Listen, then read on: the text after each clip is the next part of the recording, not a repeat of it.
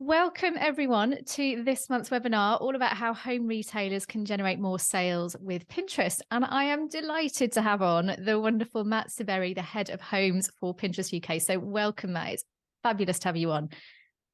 Thanks so much, Nicole. It's lovely to be on. Great. Well, so we're going to kick straight off with just how you started at Pinterest and really what your day-to-day looks like, what you involved in there.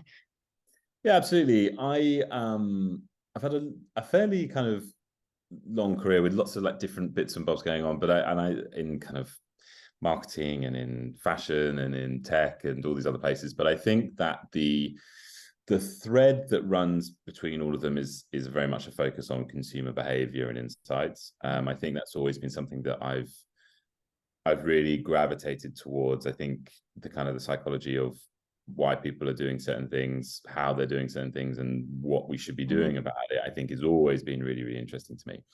And so when the opportunity came up to work for Pinterest, this kind of home of inspiration, like really positive, very like personally, I very much enjoy kind of art and design and furniture and things like that. And so I've been a fan of Pinterest for a very long time. And so also as a platform, it kind of sits in this wonderful intersection of kind of social and commerce and search, right? And so it's, when you combine all of that together, it's this fascinating platform in terms of what people are doing, how, like, what people are purchasing, how they're kind of dreaming their kind of dream lives, and the data that you can get from that is fascinating. So for me, in going again in this background of almost like insights and customer data and things like that, working at Pinterest and working with brands all over the UK on kind of what they should be doing, I think I really, really, truly believe in the value of the insight that we can provide and how brands can advertise and or even look at kind of product ranges and whatever else using Pinterest data, because what you're about to see in the data is what everyone in the UK is about to do in their homes, not what they have done in their homes. It's what they're going to do in their homes, which Amazing. I think is exciting. And we'll talk a bit more about trends and the forecasting tools and things like that in a bit. So day to day, what do you do just in your working life? Yeah, absolutely. That's a good question. So I work very closely with some of the top home retailers in the UK, as well as some global ones. Now, my day-to-day will be very much working with them on marketing strategy, campaign strategy, shopping in e-commerce. It's very much kind of working with them, sharing insights with them, and then plotting and mapping out kind of how we achieve success, right, for those brands. How do we drive sales that impact the bottom line? How do we bolster their e-commerce kind of strategies, as well as ensuring campaigns are as effective as possible? Now, on the other kind of almost like flip side of that is I also write for Ideal Home magazine. So that I have a monthly column in, which I've been doing for the last year. So it's like a kind of year-long thing that I've been doing. So my last one will probably be in February. But that's been fascinating. And that is also underpinned by the trends on Pinterest.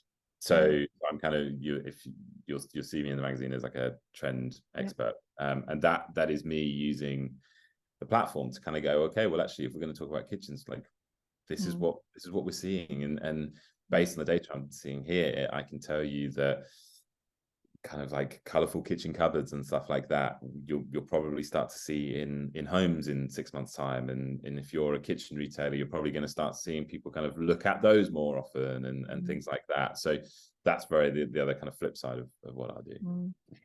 Okay, so before we go into the detail of the what and the how to get to these trends and build great pins, what makes Pinterest different to all of the other social platforms that the brands will be working with in trying to drive sales through? What makes Pinterest different? Yeah, that's another great question, and a question I actually love to answer. So thank you.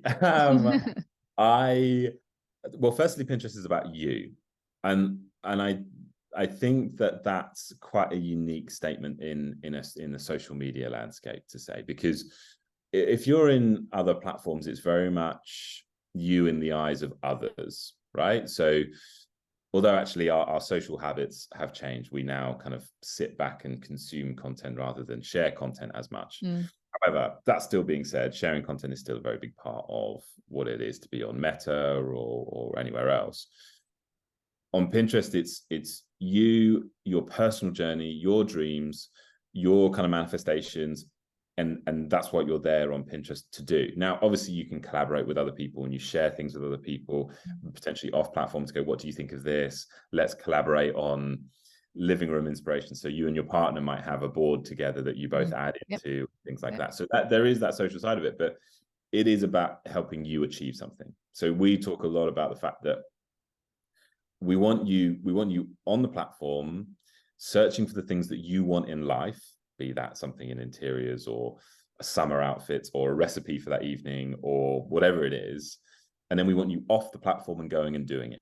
So we're not in the race, we're not in this kind of race to the bottom of the brainstem, which we kind of talk about in social media, which is like, how do we keep people on platform for as long as possible? Because that's not the business we're in. We're in like, I want to help you, right? And so another analogy that I love to talk about and use is if we think about a party on Meta, for example, so like Facebook, Instagram, places like that, you'll show that I was at a party, right? It's in the past, I was at this party.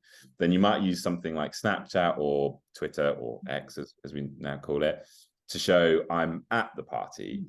But on Pinterest, we sit in such a unique place where we're going, actually, I'm planning the party, right? And so for advertisers, retailers, whoever, that's actually the best place to be impacting, because you're not trying to sell someone party foods after they've been to a party, right? Like, this is, oh, you're planning a party, let me help you.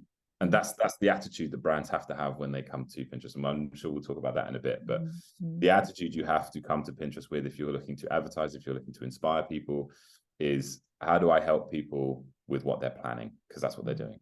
Now, I think the other thing as well is mindset on Pinterest. So when I go onto Instagram and I flick through Instagram Reels and I like to laugh at this and see this and whatever else, I'm kind of sitting back being entertained. I'm not leaning in to learn necessarily. And I think when I'm on Pinterest, I'm there for a reason. So the attention that I give Pinterest in terms of, right, what am I looking at? How am I analyzing the pins I'm looking at? Is this inspiring me? Is this inspiring me? Am I adding it to this board? It's almost like a little bit of work, right? Work comes with a negative connotation sometimes, but it is that you're in it, which again, for advertisers makes perfect, because your ad is getting attention. And I'll talk about attention a bit later, but your ads and the messages that you're putting out is getting the time that it deserves. So that's also a responsibility for you as an advertiser. You have to give people something that deserves to be listened to. You can't just be advertising in any odd way. But when you're on, again, if I'm on Instagram Reels or whatever, or if I'm looking through a friend's photos, your ad kind of has to surprise me into doing something, because I don't have the same intention when I go onto that platform. So I could be flicking through a friend's photos and then your ad for a new paint or decking or a kitchen or whatever it is, and I'll kind of go, well, hold on, I'm looking through my friend's photos. Like, why are you here? Even if I am doing that project, it might remind me, it might jolt my memory, and I might go, oh, actually, yeah, that is interesting. I am looking at doing my decking, but right now I'm looking at my friend's pictures. Same thing if I'm looking through Instagram Reels, for example, right? I might be watching a video that is making me laugh, and then I'll see your ad, and then the next video I might see might make something that shocks me. Is that the best place for your ad to be? Is that going to get the kind of that real impact? Now, you're on those platforms, ultimately, you're going to get huge amounts of reach, and I think it's definitely has to be part of your advertising mix. This is not me saying don't do those things, because they're very good at what they do. But there is something to be said for mindset and intent, and exactly, right. So that's really important. And the final bit I'll say on this is kind of what we talk about a little bit on this kind of shock economy, which I touched on there. Shock, be that whatever it is, keeps people on platforms. It's very human for us to want to look and not look away. right? And that's why a lot of platforms, TikTok, Instagram, whatever, you still will see lots of content like that. And that is just not the place that we want to play. We're not here. We're not interested in kind of putting that kind of content on the platform to keep you on the platform. So yeah, I guess that'll be the last I'll say on that. Lovely. And I think it's just so much to pick on there, just the positivity, this, you know, the intent, the real focus on people with the right interest at the right time in their cycle. So I think a lot of this, you know, leads really nicely onto why Pinterest is particularly so big in the interiors market. And I know that you've got lots of insights for us today. So I'm really excited to hear what you've got to say about the interiors market specifically. Yeah, absolutely. I think something I'll underpin as well, just on positivity, we see that 8 out of 10 people on Pinterest come to the platform to feel positive, which is, and I think it's 3 in 10 say that for other platforms. Now, positivity turns into action. That's what we see. And even then, like 9 out of 10 Pinterest users agree, kind of trust content on Pinterest versus, which is actually about 70% higher than peer platforms.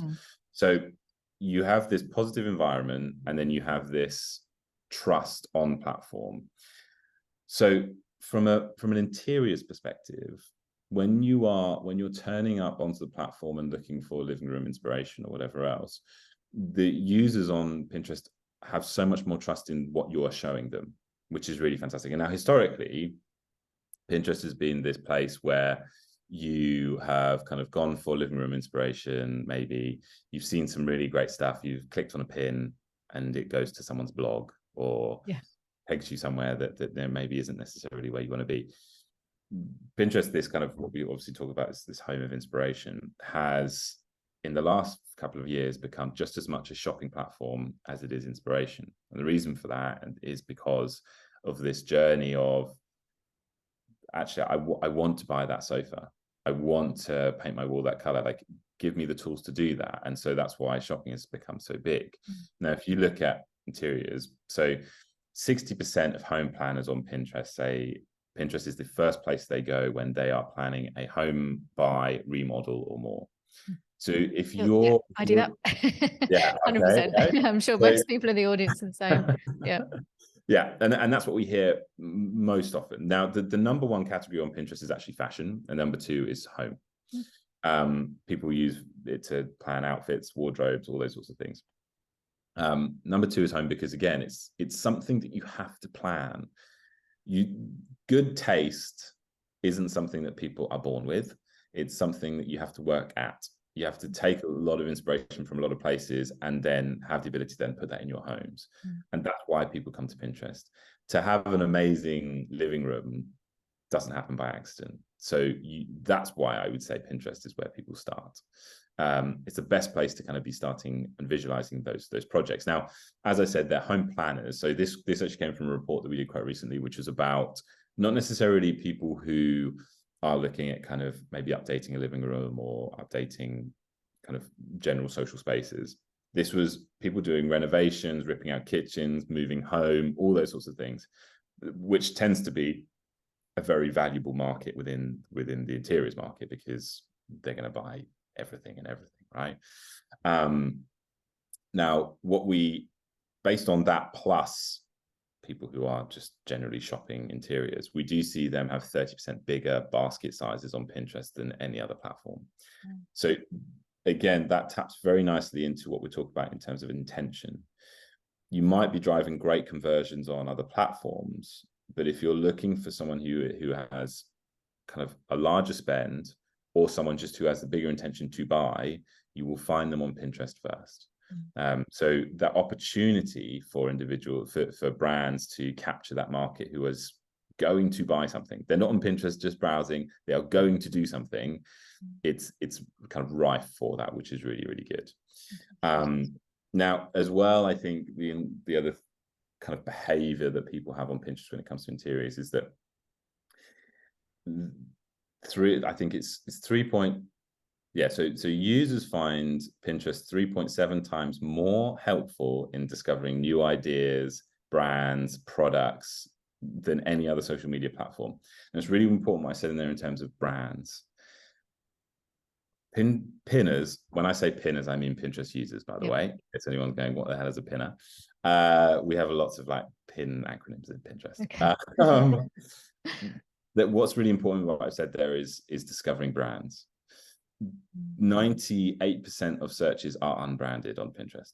So what that means is that any brand, be it small or big, you have the opportunity to influence someone's purchase journey, and they are open to it. They want to meet you, right? Again, talking about versus other platforms, you're not there to surprise someone. You're not going, hey, have you thought about us? You are, I see you're looking at sofas. You might not have heard of us, but we think that actually this would really suit you, right?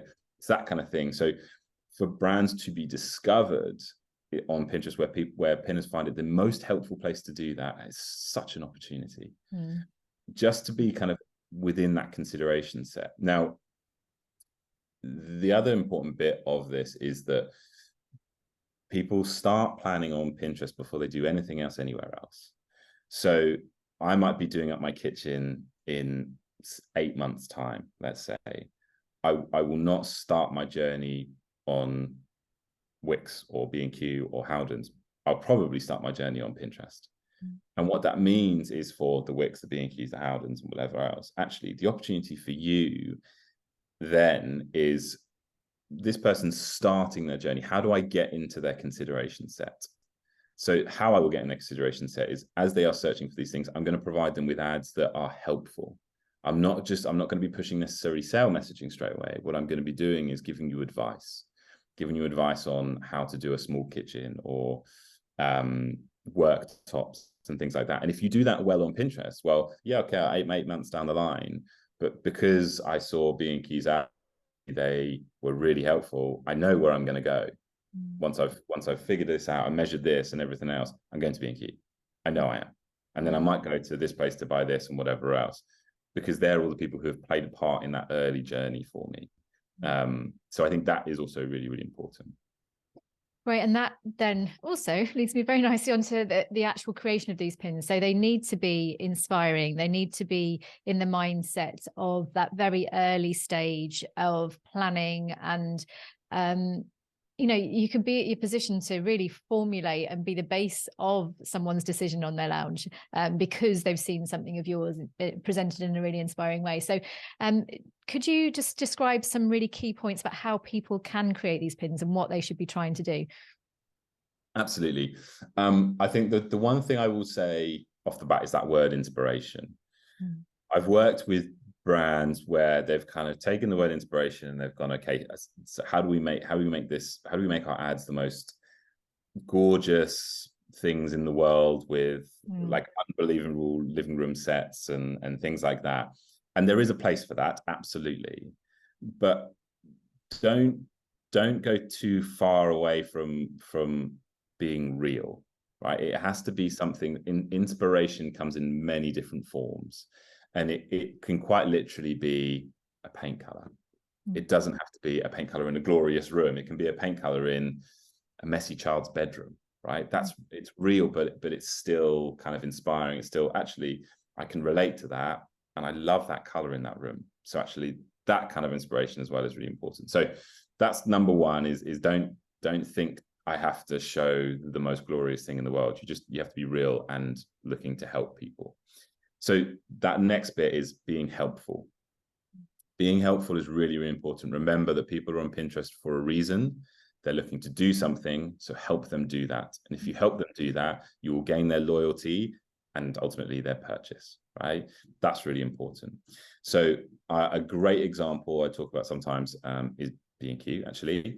They create idea pins. So an idea pin is a full screen video. So obviously you'll see on Pinterest lots of kind of 2x3 smaller pins, and you can find you can click on some of them that will open up to full screen video. So very much like what you'll see on other platforms.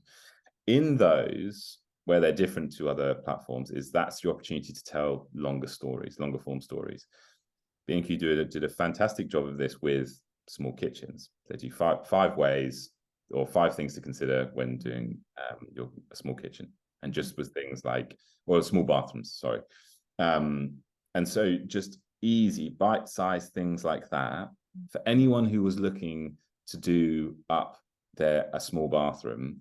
B&Q, they might not have seen the product and gone, oh, I love that product, but they go, well, B&Q can help me. So let's have a look at their full range. Or they've seen something in and they've gone, I love that. That's exactly what the problem I'm trying to deal with. I need to go shop with B&Q. So being helpful is really important. The other thing that you can do, if you're not looking to kind of create long form video like that, which sometimes isn't the best thing to do, sometimes just static pins is what is the best, which is just a static image in a 3x2 or 9x16. On that, I think remember that it's going to be seen on a phone, so it's going to be small. So the copy that you have on the ad has to be big, and you have to have copy on your ad. It's really important. It goes against a lot of kind of like, sometimes a lot of like creatives kind of go, oh no, I think sometimes we want the image to tell more of a story, and it does. But again, it's remember that people are there for a reason, an intention. So communicate to them, right? You don't have to kind of just be grabbing their attention. You have to be giving them that message to give them a reason to engage with you. So sometimes brands are nervous about doing sale messaging on Pinterest, for example. Sale messaging works really, really well, because as I'm scrolling through, as I look around the room I'm always for interiors inspiration. If I'm looking at tables, for example, right, and I might be looking at certain types of colored tables with, is it going to match my interiors, whatever else, and then I see, a brand, John Lewis has 50% off tables. That's fantastic. That's exactly what I'm looking for. I'm in the mindset for it, and I'm ready to receive that kind of messaging. Again, if you're trying to surprise me with 50% off tables and I'm not in the mindset of looking at tables, might not land as well. So don't be afraid of sale messaging. Just make sure that it is big and noticeable and not kind of too small. I always think check your ads on a phone. Some people will send you ads and you'll see on your desktop and they'll look lovely and big and you'll be zoomed in. They go, oh, these are gorgeous. Make sure you see them small, because that will be really telling. A couple of other just like tips. People in ads do really, really well. So someone using the kitchen that you're selling, or someone sitting on the sofa, that's really good. That always tends to see good engagement. Pets do well in living rooms. So if you've got a dog lying on a couch, people like that. They're like, oh, I have a dog. That's really nice. I like that scene. Do not put pets in the kitchen. Wow. Right? Brilliant. Although there are some people who will go, oh, like I love, like everyone's different, but most people will tell you, I don't like my cat on the kitchen counter, or things like that. Obviously, if you've got like a dog walking around the floor in the kitchen, or like a little dog bed or whatever, that's fine. But do not put pets on top of surfaces. We've seen brands do that before because of this kind of, oh, it's like animals, people love animals. It goes down badly. So don't do that. That's great. Brilliant tips. So from that, we've got, don't be afraid of doing sale ads for the sort of more bottom of the funnel, but at the top, you're really looking at ideas, inspiration. So instead of, here's my lovely candle, how to style a candle, or which scents are great for October, that kind of scenario. Actually, not dissimilar to PR as well. You're looking to hook into certain trends, certain topics, not I've got a new candle, full stop. In your press release, you're really looking to shape it and give it a hook and an angle. So that's really, really helpful. I've got two questions actually that came in on email, which are very related to this topic. So one from Good Twine of Lincoln. So whenever I post on Pinterest, my pins are usually saved up by crafters who are seeking inspiration for their next make, or competitors. How can I reach customers rather than crafters? And this lady sells high-end Christmas decorations. And I did see that one of them was about how to make them. So just to give you a bit of context. So what would you recommend that she would do to really capitalize on sales as opposed to crafters? Yeah, no, I love that. And thank you so much for the question. I think, first of all, one of the bits you kind of flagged there in terms of the content, you're talking a little bit about how to make them. So obviously that's wonderful and inspiring for crafters, right? That's fantastic content for them. If I'm not looking to make one, I might not engage with that so much. So I think that that's something maybe to consider. I'm sure that's not all of your ads, but just in that case, that's definitely speaking to a crafters market than it is otherwise. The other thing that if you're doing high-end Christmas decorations, you're definitely in the right place. We tend to see that the Pinterest buyers tend to be quite highly affluent. That's not to say we don't have a value audience. We very much do, and they're very, very active at the moment. But people who are being considerate in buying Christmas decorations are on Pinterest, so you're definitely in the right place. Right. What I would suggest to you though is for yourself is very much kind of, how do we put these in context in an inspiring way, right? So think about using things like carousel ads. So carousel ads I love. So this is obviously you being able to swipe through. So actually, why not showcase your product in different environments, different styles? Because that's the other thing that we see around like the holidays and Christmas time, which you ultimately will probably know better than most, is that everyone will kind of have a bit of a different style. Actually, recently I just wrote an article for Ideal Home for Christmas, and that is a couple of trends we're seeing there is actually kind of classic Christmas being quite big this year, and a lot of people looking at kind of looking at like classic colors and things like that, but also like upcycling and going a bit grander. So actually, I feel like high-end Christmas decorations has a real kind of opportunity this year, for sure. So I think about how you can showcase more in a beautiful images kind of way. The other thing actually I will mention is that 69% of pinners will use Pinterest this holiday for gifting. So if you're not necessarily, there's kind of two ways you can be targeting as well, in terms of you engaging with people who are decorating their own homes, but also engaging people who are gifting. So think about creative that is focused on gifting. Talk about the perfect gift, I'm not a copywriter, so don't take my suggestions. But think about kind of gifting messaging and actually tap into that. And I think that's really, really big, and I think a huge opportunity for you. Excellent, thank you. I'm going to do one more question now, and I've got lots coming through, so we'll move on to most of them at the end, if that's okay, so we can keep the sort of flow going. But one more which does relate to this is, can small businesses benefit from Pinterest as well?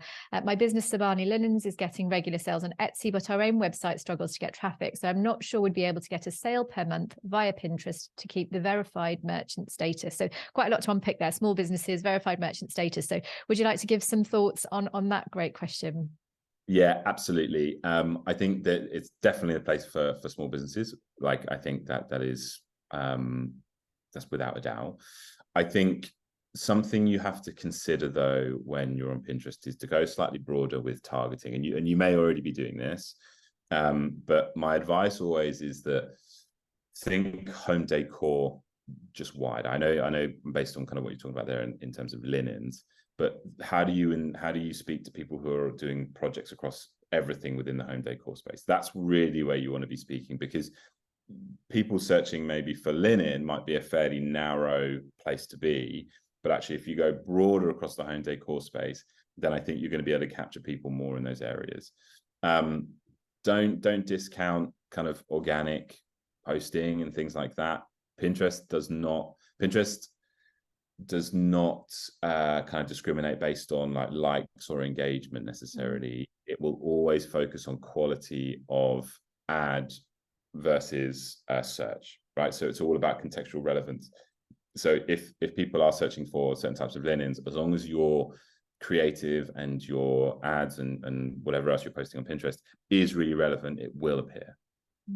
Regardless whether it being organic or ads, you mean? Yeah, great.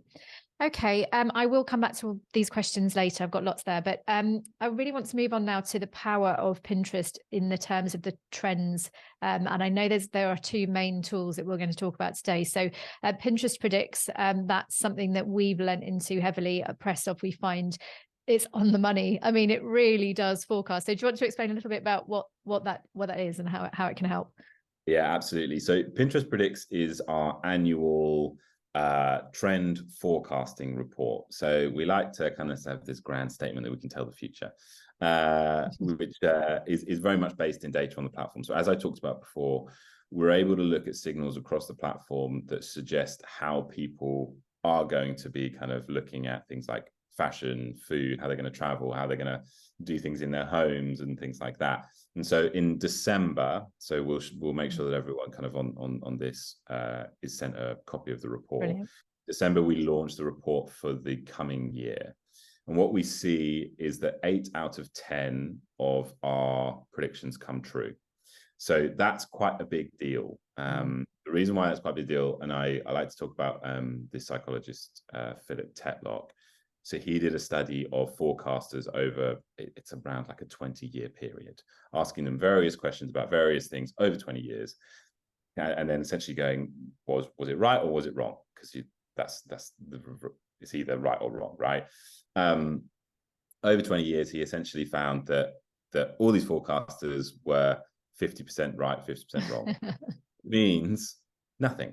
It means absolute zero. So 5 out of 10 correct is okay. Well, based on the fact that it was yes or no, means nothing.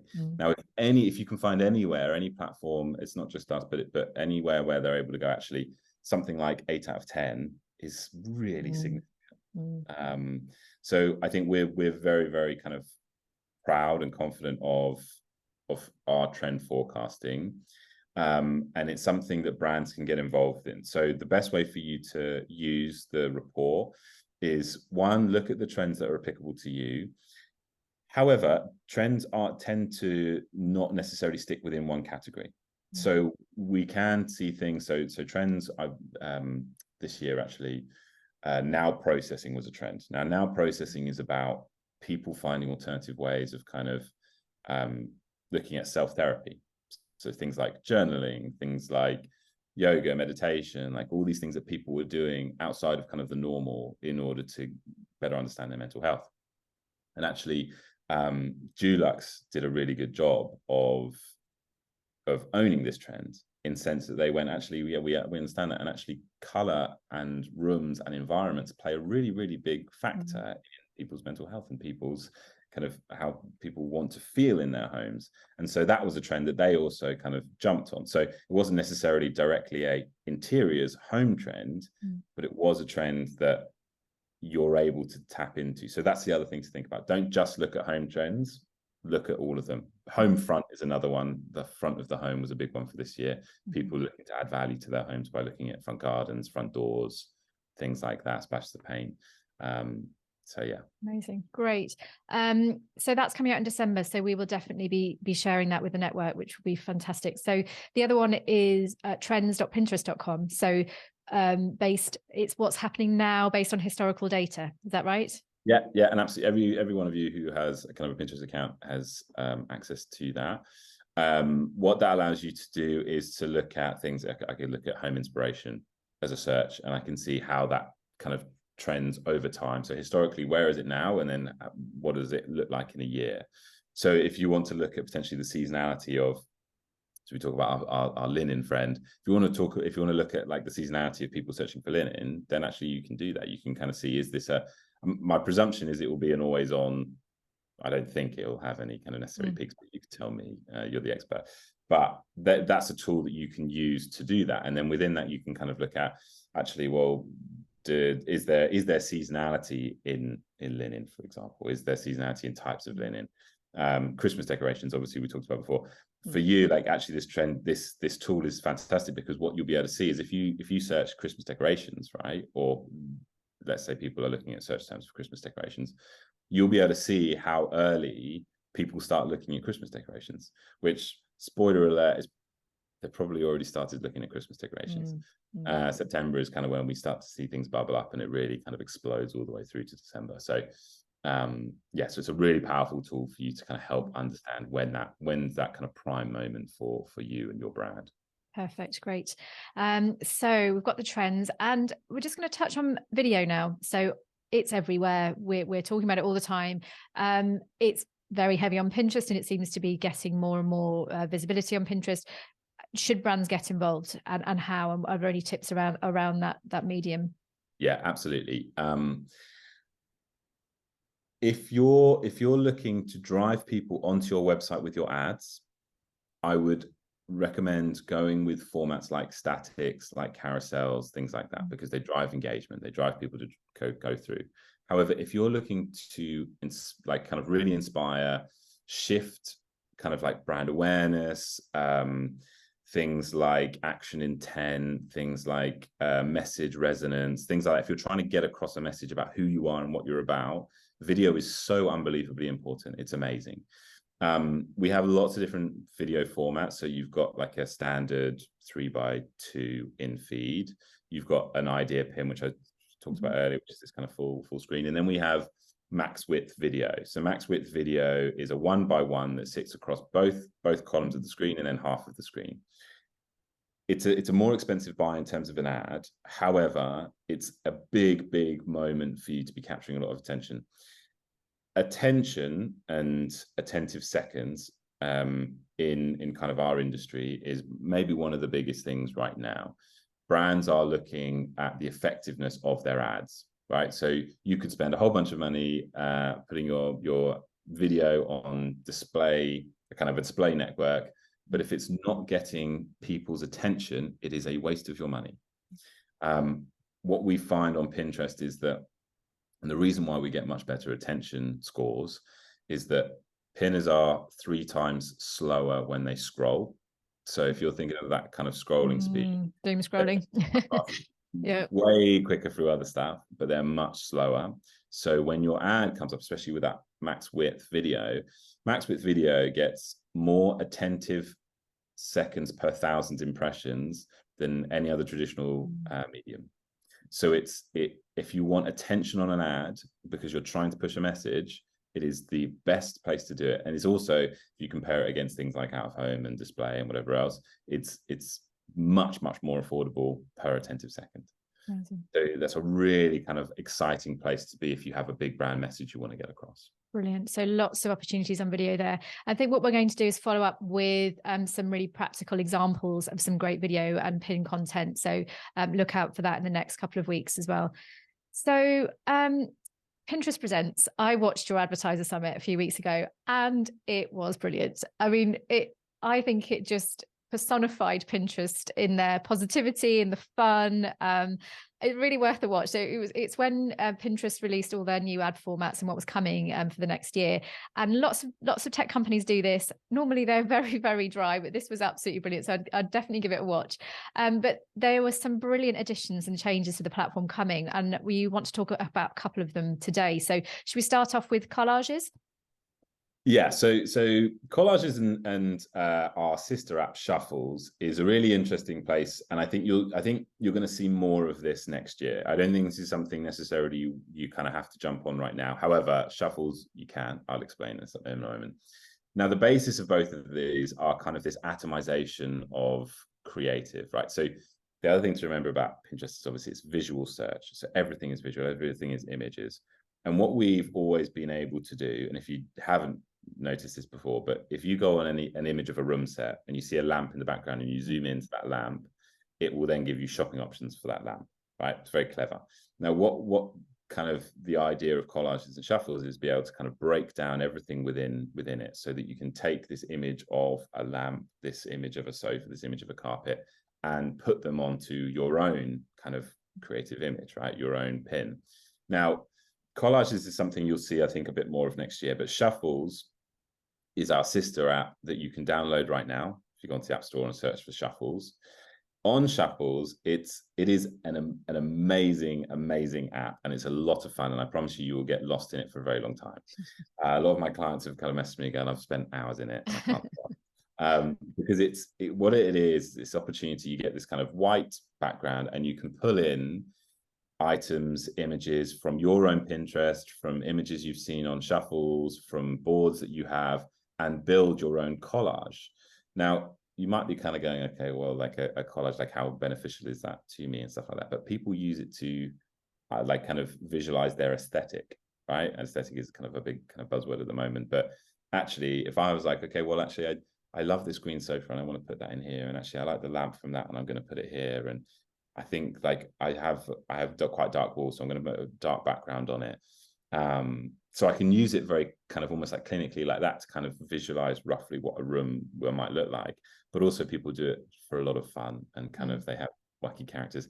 If you download Shuffles and you go on the kind of the feed, you'll see a lot of like fandom. There's a lot of fandom, like Harry Styles collages or Taylor Swift or films that people love. And it's so much fun. But for brands, it's also great because, and I think we'll talk about this in a bit, but if you have your catalog ingested into Pinterest, it will be ingested into Shuffles, which means that when someone creates a collage with your sofa or your lamp or your wall or whatever it is, the price of that using metadata will appear.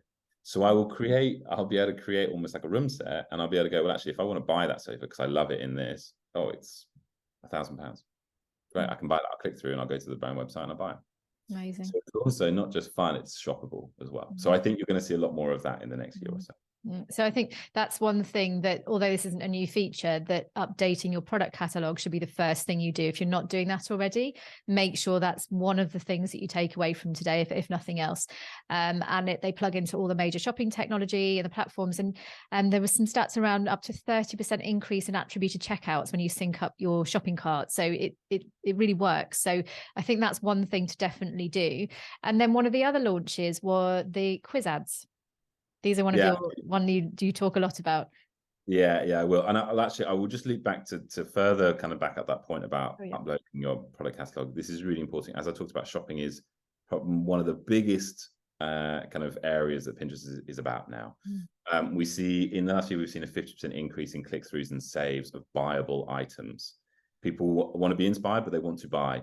So make sure that your products are on Pinterest. We've also seen over 50% of users think of Pinterest as a place to shop now. So they're there not just to inspire, they're there going, I want to buy something, let's go on Pinterest and see what I can find. And shopping ads, so shopping ads that are specifically driving people to a product, have an average of 2.5 higher click-through rate than any other format. So as much as I talk about inspiring people and kind of capturing that early on, they're also there to convert and buy. So really, really important. Now, quiz ads is different and is very fun. Quiz ads, so quizzes on Pinterest has been something that a lot of brands have been running for quite a long time. However, it tends to be something that is a custom build. Third parties kind of get involved to build it, and it tends to be a higher ticket kind of price item. And what brands have done, and they've always seen amazing success with, is this creating this almost like personalization on Pinterest. So you could be DFS and you could be asking questions about like, what's your favorite thing to do on a Saturday night? And you'll have like 4 options, and what kind of like holiday would you go on? And it kind of like, it's almost like a fun way of gauging someone's personality and go, well, you're a green sofa personality, right? It's a really, really fun way of engaging with people in kind of quite like a kind of tongue-in-cheek kind of silly fun way. Now you can do it that way, and then you can do it a bit more prescriptively. So people do it for like kitchens. So you could go, okay, you're starting your kitchen journey. So are you looking for a light kitchen or a dark kitchen? Okay, a dark kitchen, fantastic. Okay, are you a big family? Are you looking for a kitchen just for utility, just to cook food? Is it a social space?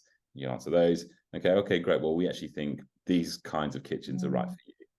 So it is also that kind of way of being fun and engaging with people in a fun way, but also if someone is undecided, get them down that funnel really quickly through a very simple quiz, right? Let's just ask you a couple of questions that you might be asking someone if they walked into your shop, right? If you have a physical space, you might walk in and you might go, okay, well, let me help you. What do you like? What don't you like? Blah blah blah blah blah. Just by doing that process, you're getting someone so much further down that buying journey. And in the likes of a kitchen, you're just taking them from a place of, I don't know, I might book an appointment with you, I might not, to, oh, if you think that's right for me, and I've pretty much answered those questions right, let's have an appointment. So I've shortened that kind of consumer journey drastically. Now, quiz ads is now a native format because of the success that we've had. So what you'll be able to do is you'll be able to build ads that enable you to ask 3 questions with kind of 3 answers, and then giving that person based on those answers, a personalized recommendation from your brand, which I think is really exciting. Very. Gifting, I've talked about. gifting is a great thing. So many people come to Pinterest going, I need gifts for this kind of person, for my dad, for my son, for a 6-year-old, for a teenager, all those things. They want help. So if you're someone who actually gifting is a big moment for you in the interior space, think about a quiz. Brilliant. We've got lots and lots of gift clients on the platform that could be perfect for. There are another few updates, but I think just looking at the time, we might move on to Christmas, if that's okay, which is one hot topic for everyone on the platform. So what would you say the peak times are for searches around both interiors and gifting? It has started now. Yep. That's a big thing is probably, well, I'd say we start to see it mid-September. So a couple of weeks ago is when we start to see things like Christmas decorations, Christmas gifting, Christmas food, Christmas cocktails, Christmas interiors, all that sort of stuff starts, mid-September. Obviously, it kind of peaks massively around December. In the interior space, it's going to depend on like how big a ticket item you are, right? So one thing that we do see is the shopping journey in between kind of October and December for a big ticket item like a bed or a sofa is dramatically shorter. It's probably that buying journey is shorter than any other time of the year. And anyone who sells sofas or whatever else probably will know this, because you're going, okay, I've got so-and-so coming over and this person coming over and this person coming over. Actually, I need more space, or the sofa's terrible, someone can't sleep on that, or the bathroom needs doing. Bathroom needs doing, all that sort of stuff. So actually, for you, peak searches for that probably peter out around the beginning of December, because they get into December and stuff needs to be done. So there's still a market, but I would say it comes a bit earlier. For things like gifting, it's going to run right up to the end of December. You've got so much kind of opportunity to influence so many people over such a long period. Last week, I went and saw my mother for the first time in quite a while. I was being a bad son. And we had a long conversation about what to cook on Christmas Eve, Christmas Day, and the fact that we need to buy a blow-up bed. Yeah. So it's happening right now. So you're on Pinterest, pinning everything, all those recipes. Exactly. Yeah. Great. And then any key trends to mention for this year? Yeah, well, I think, again, shoppers on Pinterest outspend people on any other platform by about 40% each month. So Christmas is no different. It's the biggest moment in terms of people purchasing things. Really think about that. Pinners are 68% more likely to turn to Pinterest for home decor inspiration during the festive season than any other social media. So again, the opportunity is rife on Pinterest for this. 71% of users will purchase home decor items for Christmas, which is quite big, because actually that is a significant amount of people who are going to be buying decor items for Christmas, not just gifts, not whatever else. It's big. And obviously I've talked about gift giving there as well. Perfect. The classic Christmas, that's a bit of a thing. Upcycling has been a huge thing this year. We expect to see that. We expect to see a lot of people going through grandparents' old attics and going, this sad kind of Christmas decoration, I'm going to try and give it a bit of life and put it on the Christmas. We are seeing a lot of that this year. So I think one trend to kind of be thinking about is, how does that apply to you? How does classic Christmas apply to you? Kind of, what do those traditional things mean for your products? How do you inspire people? All that sort of stuff. Great. Lovely. So I would like to, we'll move on to questions in a sec, but if people want to get involved, is there someone they can contact at Pinterest? Is there just use the customer support? How could they get involved to know a little bit more about ads? Yeah, absolutely. There's a customer support email that I will share with everyone, and a form that you can kind of fill in, and that will direct you to certain individuals. Some of you may already be working maybe with a rep at Pinterest. And if you are, it's just reaching out to them, or your agency. So we have very close relationships, obviously, with agencies. So any agency you're working with, sometimes they'll reach out to us and we'll have a direct relationship with them. We have a whole agency team dedicated to that as well. Perfect. Great. So questions. We've got some on the chat and some on the Q&A. So we'll start with the Q&A. Hi, Matt, Tinker and Tallulah here, Lampshade Maker. We're really struggling to get our verified merchant status approved. Any insider tips from Rachel? So I think a couple of things you want to just ensure is that you have your feed uploaded, it's up to date. You have your tag in place on your website. So just make sure that that is up to date. So if you look at Ads Manager, you'll be able to see the health of your tag. So those things are also really, really important. And then mainly they'll be the kind of key things to look at. Great, thank you. And a similar one, my brand makes British-made sofas and chairs, but they're made to order fabrics.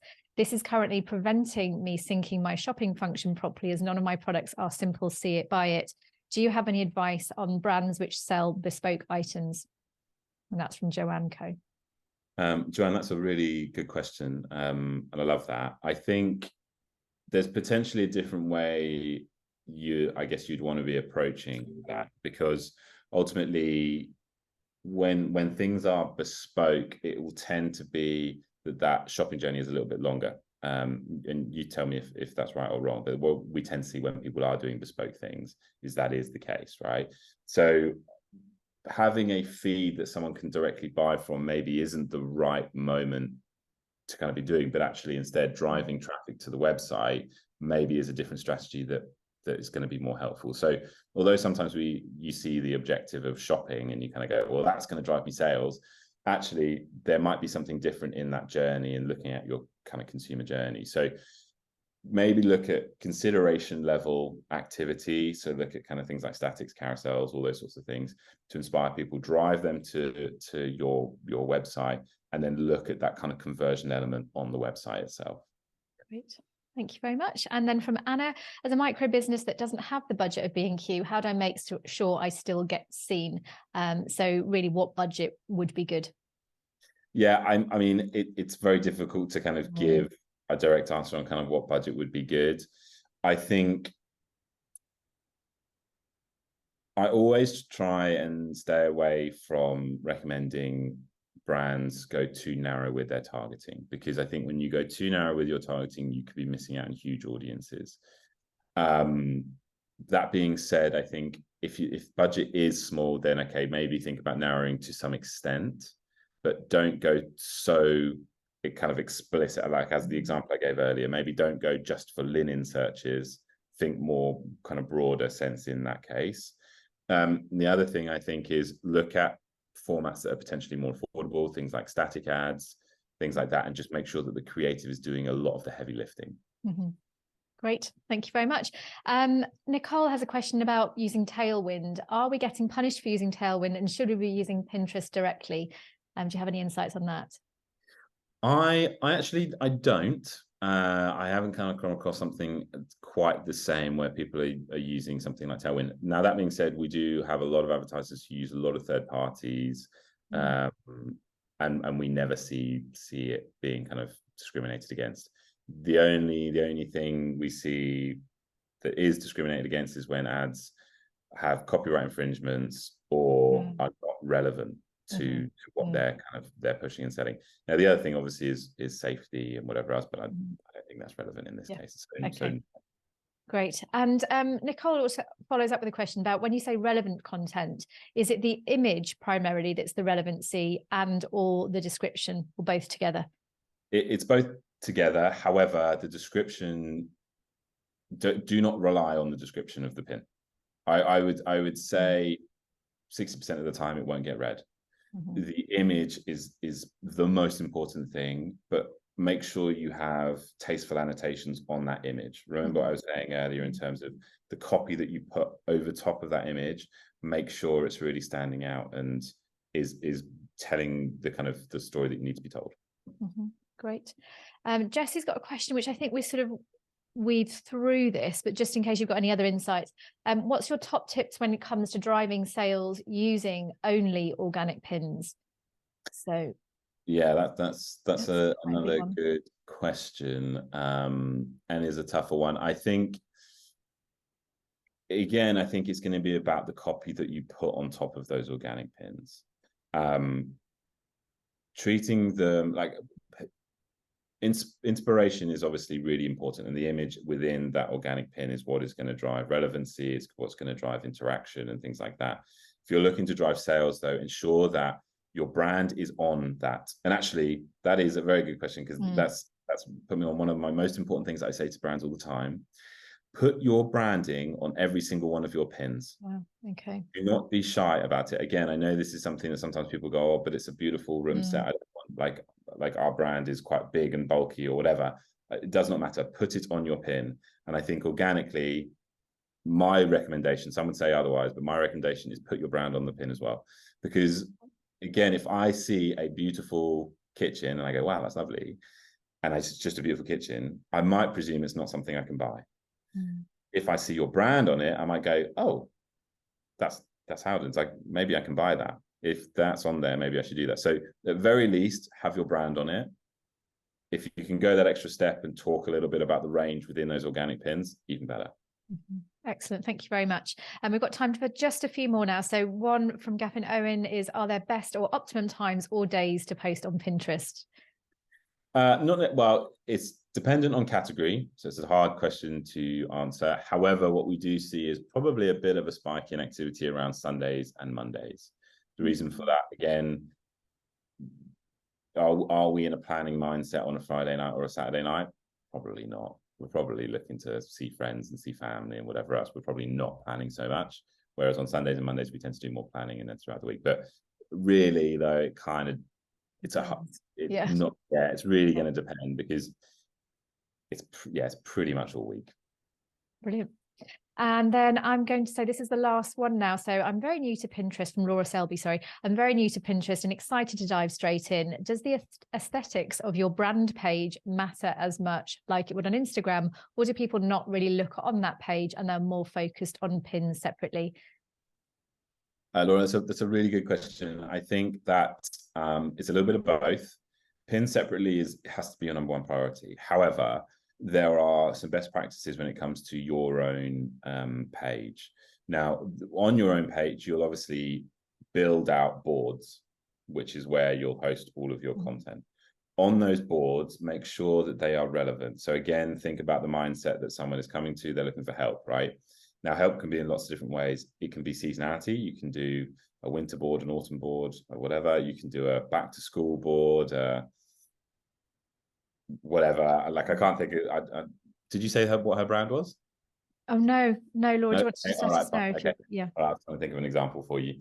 But just things like that, like, make sure you think about what each board is related to. Is it solving a problem? Is it related to a moment? Is it things like birthdays, gifting, whatever else? Just make sure that they are labeled correctly, because that's ultimately, when someone comes to your brand, that's how they'll navigate. Brilliant. Wow, that was absolutely brilliant. Thank you, Matt. We've run out of time now, but I honestly really could chat with you all day about this. So thank you for all of your insights. I think we've all learned a lot. I certainly have. This will be recorded and shared. Lots of lovely thank yous coming in. So have a lovely day, everyone. And we'll be following up with lots more content around this for a bit more inspiration. So thanks, Matt. Thanks very much, guys. Really, really appreciate it. Take care. Bye.